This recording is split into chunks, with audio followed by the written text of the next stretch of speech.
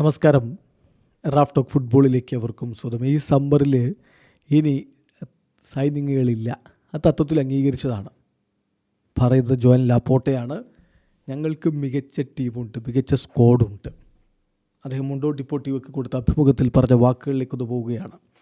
In principle there will be no more new signings this summer. ഈ സമ്മറിൽ ഇനി പുതിയ സൈനിങ്ങുകൾ ഉണ്ടാവില്ല. അത് തത്വത്തിൽ അംഗീകരിച്ചതാണ്. ഞങ്ങൾക്ക് മികച്ച സ്ക്വാഡുണ്ട്. കോച്ചിന് ടീമിനെ ഒന്നുകൂടി ശക്തിപ്പെടുത്തണം. അതിനുവേണ്ടി റിസർവിൽ നിന്നുള്ള താരങ്ങൾ ഉൾപ്പെടുത്തണമെന്നാണ് അദ്ദേഹം ആഗ്രഹിക്കുന്നത്.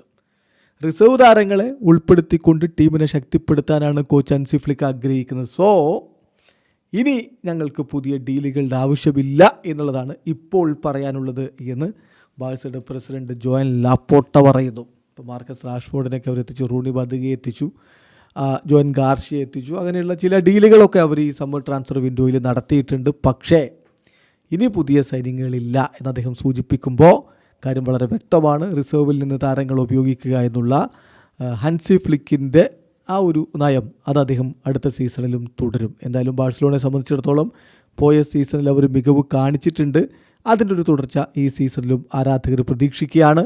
ക്ലബ് അടുത്ത സീസണിന് മുന്നോടിയായിട്ട് ഇപ്പോൾ ജപ്പാനിലെത്തിയിട്ടുണ്ട്. ജപ്പാനിൽ അവർ ആദ്യം വീസൽ കൊബയുമായിട്ട് ഫ്രണ്ട്ലി മത്സരം കളിച്ചിട്ട് പിന്നെ സൗത്ത് കൊറിയയിലേക്ക് പോയിട്ട് അവിടെ 2 ഫ്രണ്ട്ലി മത്സരം കളിച്ചിട്ട് നേരെ ബാഴ്സലോണയിലേക്ക് പറന്നവർ ജോയിൻ ക്യാമ്പർ ട്രോഫിയിൽ കോമോയെ നേരിടും. വീഡിയോ അവസാനിക്കുന്ന ഫുട്ബോൾ ലോകത്ത് കൂടുതൽ വിശേഷങ്ങളുമായി റാഫ് ടോക്സ് വീണ്ടും എത്താം.